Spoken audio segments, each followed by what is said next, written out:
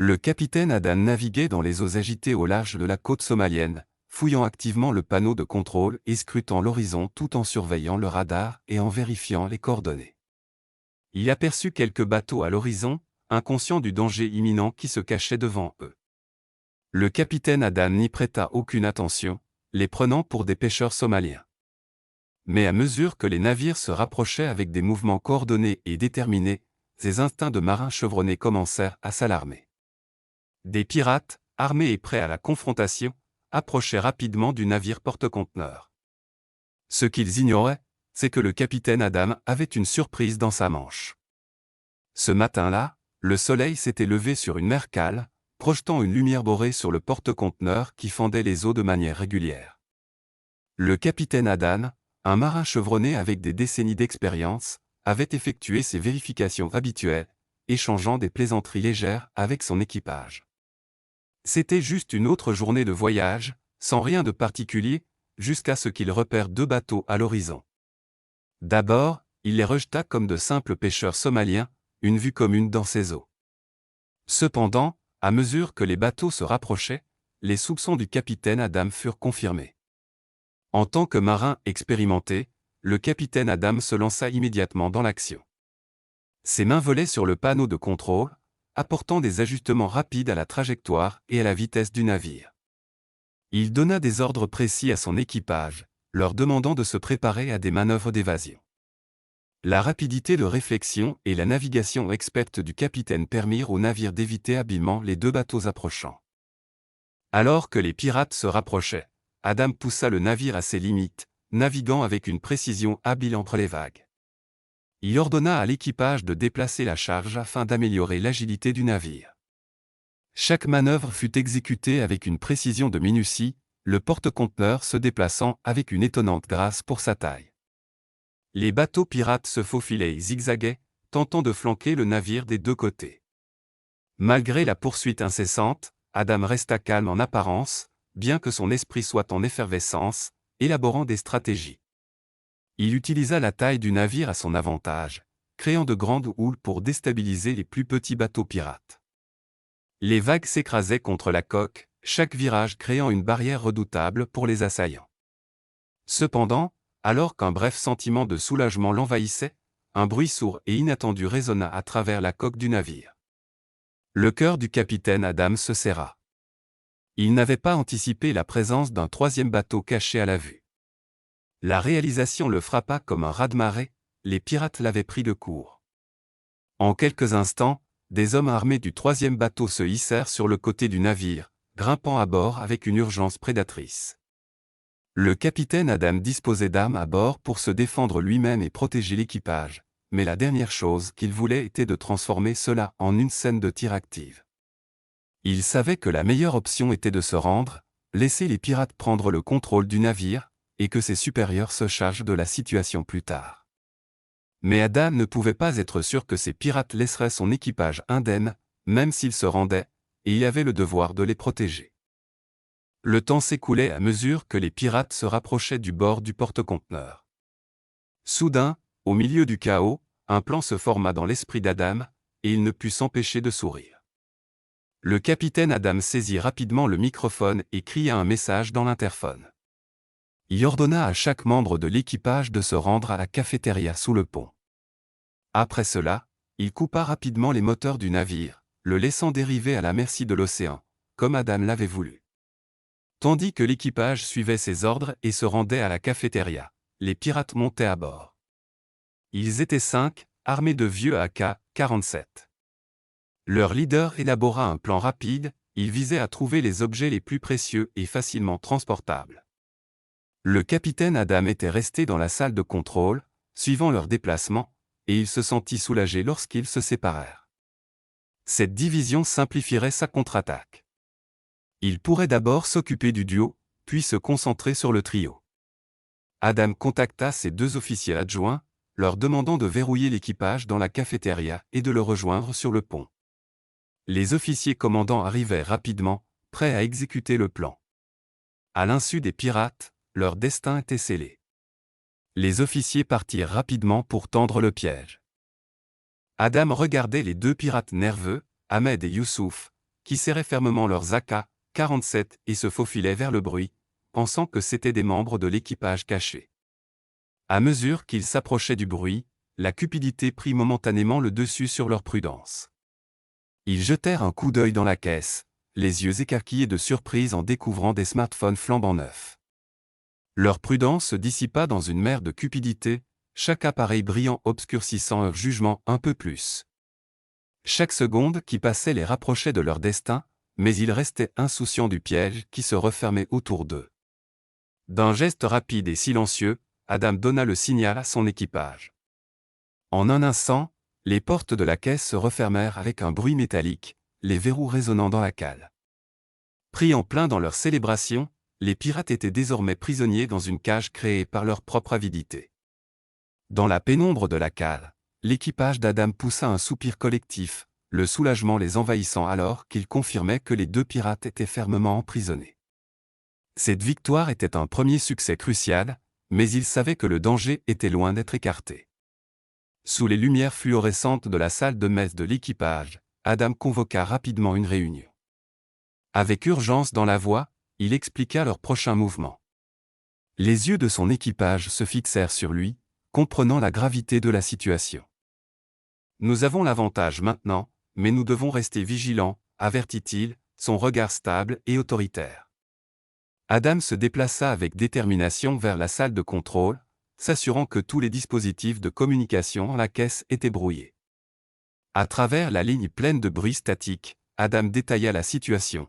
2 pirates étaient capturés, mais le capitaine Harald et son équipage armé étaient toujours en liberté.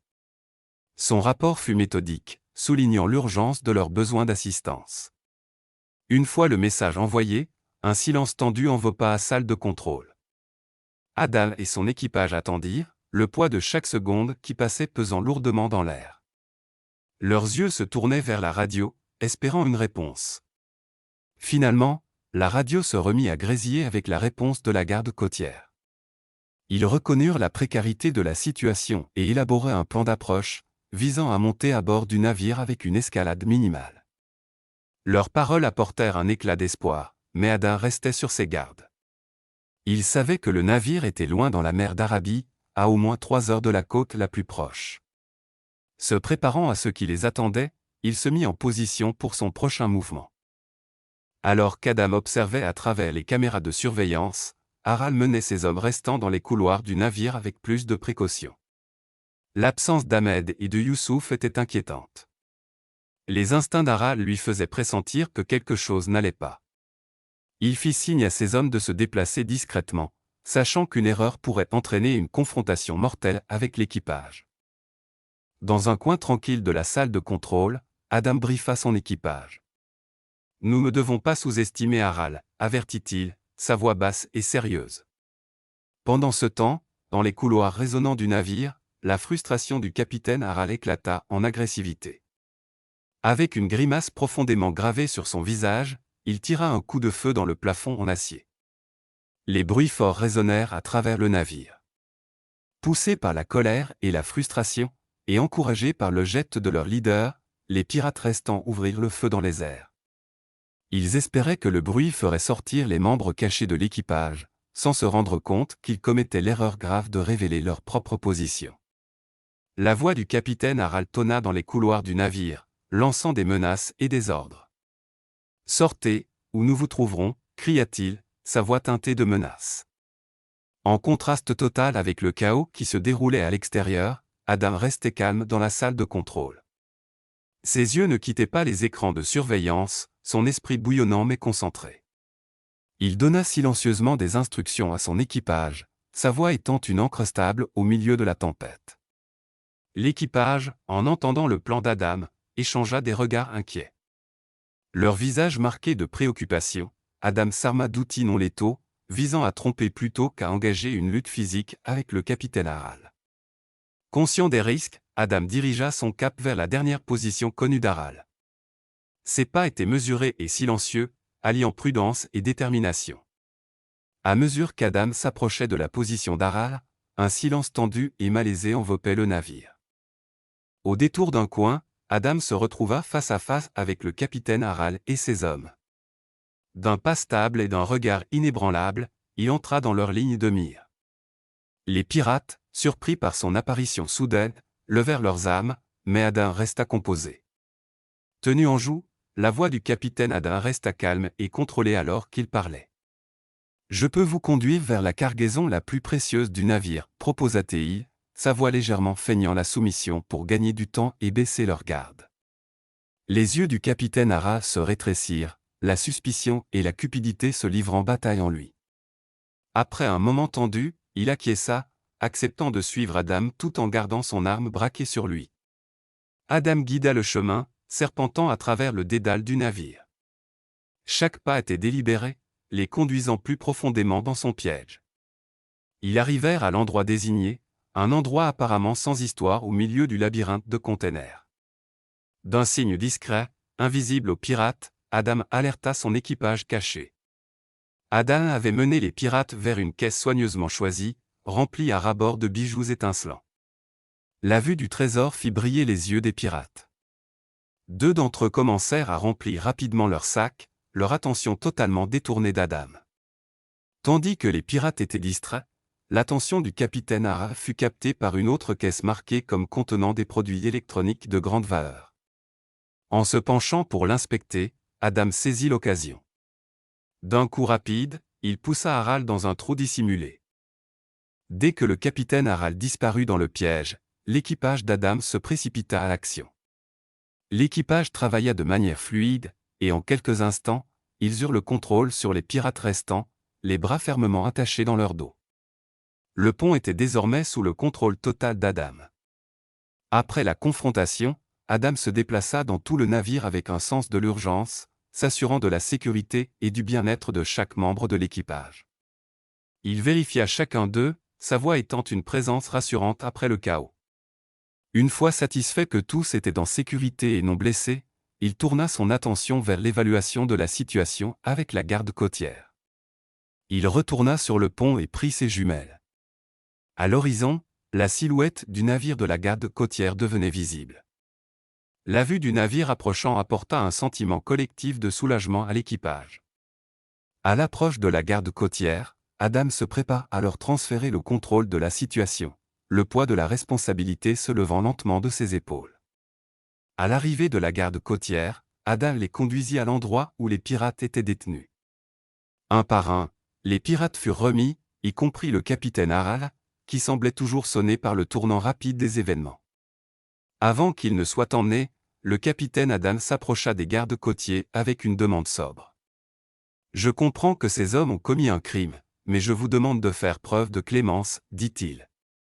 Beaucoup d'hommes somaliens se tournent vers la piraterie par désespoir, poussés par la pauvreté et l'effondrement de leurs moyens de subsistance. Ce sont des victimes de leurs circonstances autant que des auteurs. » Les officiers de la garde côtière acquiescèrent en réponse et procédèrent à un débriefing complet avec Adam et son équipage. Ils reconnurent le courage de l'équipage et le rôle crucial qu'ils avaient joué pour éviter une catastrophe potentielle. Alors que le navire reprenait sa route, un sentiment de calme et d'unité se posa sur l'équipage, et le capitaine Adam, renforcé par l'épreuve qu'ils avaient surmontée ensemble, les guida vers la sécurité.